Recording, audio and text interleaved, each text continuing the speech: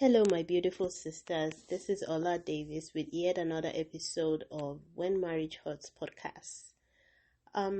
So you're not gonna hear the intro music today because I'm recording from my phone. Anyway, it's a long story. I don't want to bore you with that. I want to make it a really short episode, so I'm gonna go straight to the point. So on this episode, I'm gonna be talking about I'm looking for a good way to put this. I'm sorry if I sound off. I'm just having a terrible headache. But I'm so determined to put this episode out there. Because I didn't release an episode last week. I really apologize for that.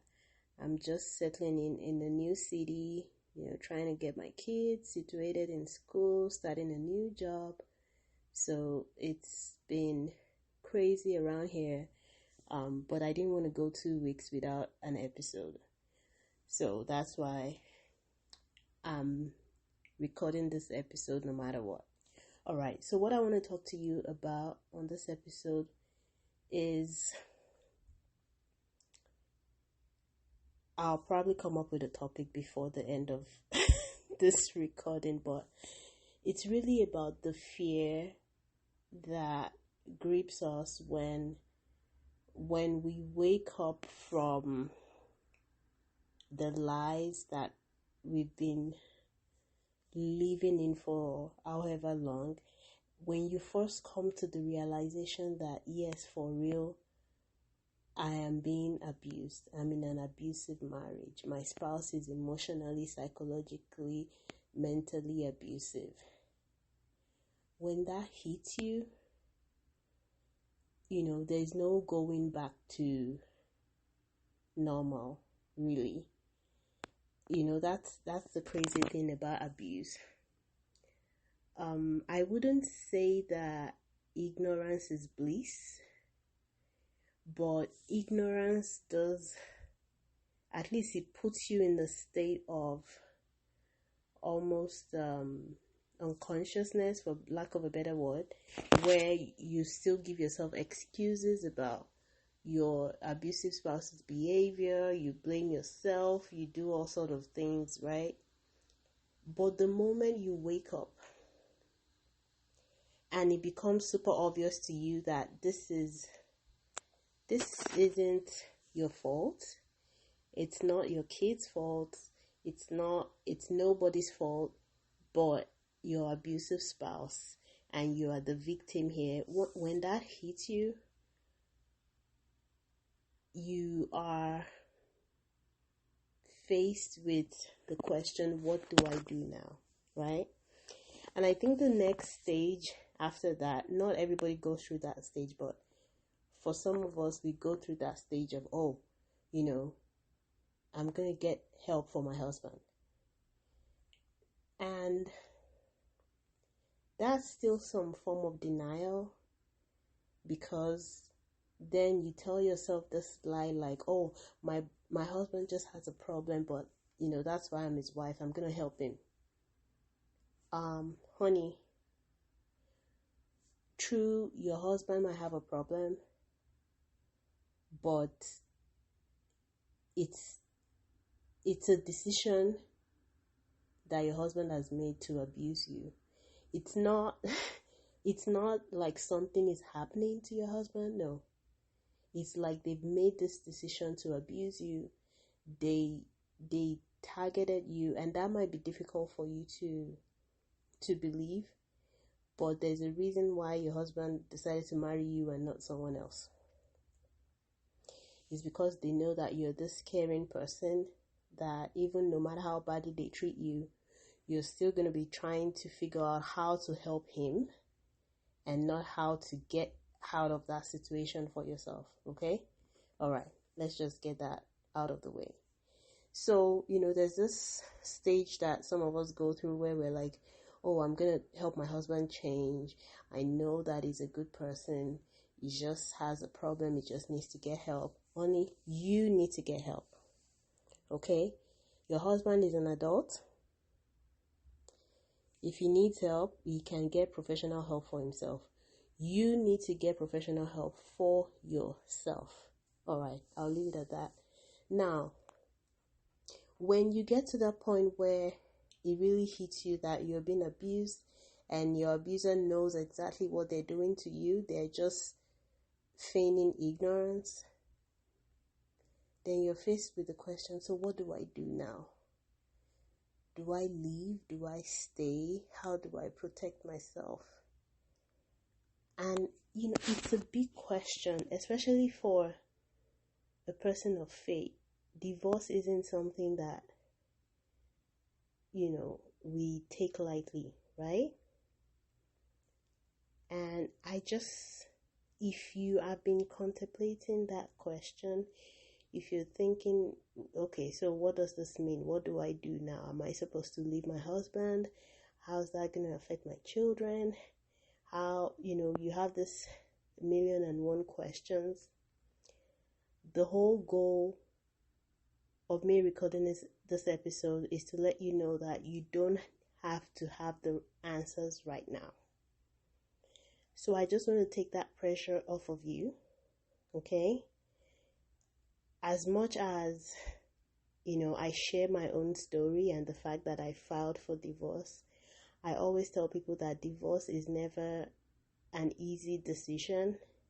It's not something that I can compel anyone to do. It's not something that anyone should be compelled to do, period. Okay? It's a decision that has to be taken by the person who is in the abusive marriage. If you're hearing some weird background noise right now, I apologize. I live close to the airport, so I think there's an aircraft going by. Yeah, sweet. Yes, so divorce is not an easy decision. It's not a simple decision. It's not something that anyone should be pushed into.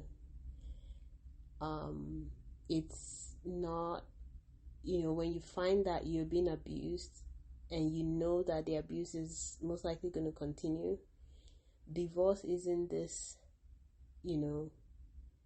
it's not like this deep pool that you either have to jump into or nothing else. No.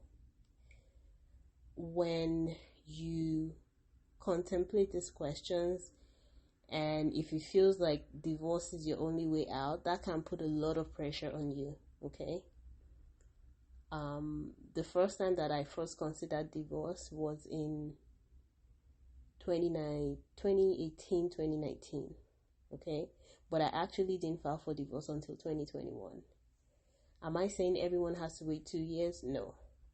All I'm saying is, if you start contemplating that and you feel this pressure, and if you are overwhelmed by fear and, the what ifs and, 1,000 questions after that, I just want to tell you, you don't have to make a decision right now. Take that pressure off of yourself and just think of safety first, okay?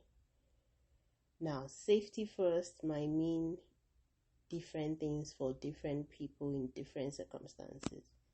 For you, safety first might mean maybe you just need to separate yourself physically, emotionally, I don't know, maybe mentally from your abuser. So just those kind of, I want to call them baby steps, but in reality, when you've been abused for so long, those they feel like giant steps. But in the bigger picture, when you compare it to divorce and all of these big steps, maybe you might want to call this like baby steps. So when you're thinking safety first, and when I say safety first, it doesn't necessarily mean that the person is being physically abused. See, emotional abuse is so hidden and it's so insidious and it's so harmful and dangerous. I cannot say that enough. I can't emphasize that enough. Emotional abuse is so dangerous. It's like an invisible form of I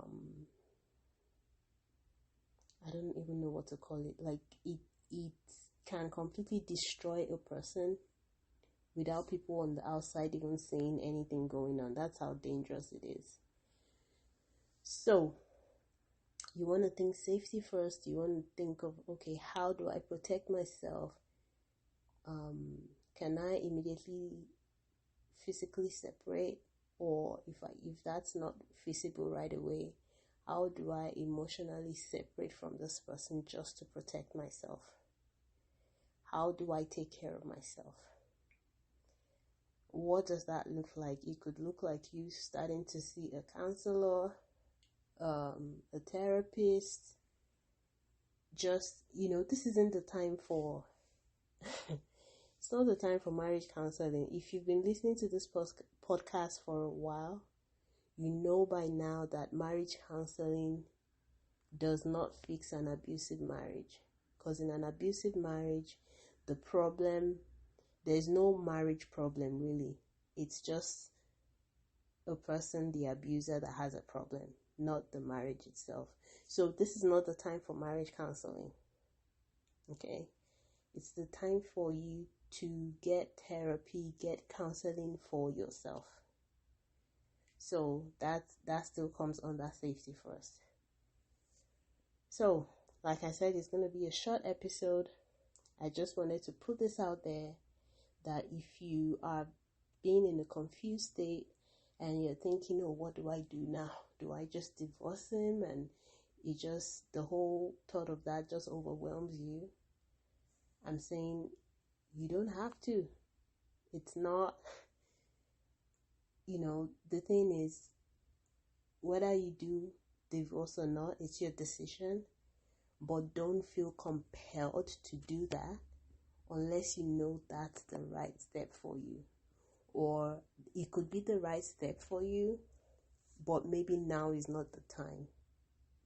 So, no pressure.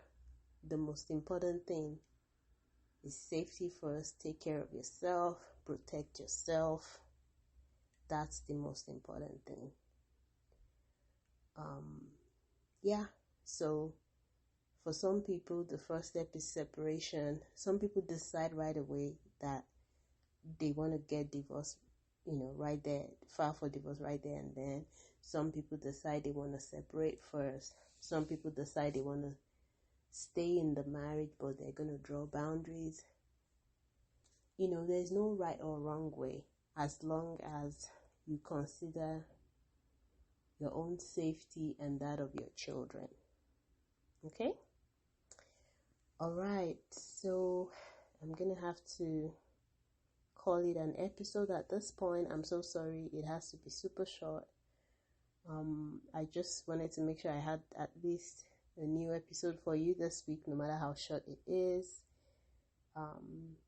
Please reach out to me on social media. On Instagram, I'm at When Marriage Hurts. On Facebook, our Facebook group is When Marriage Hurts. If you don't feel comfortable posting a public message, you can post an anonymous message, or you can just shoot me a direct message. I love to hear from you. And until I come your way again next week, this is Ola Davis saying, have a wonderful week ahead, and Jesus loves you.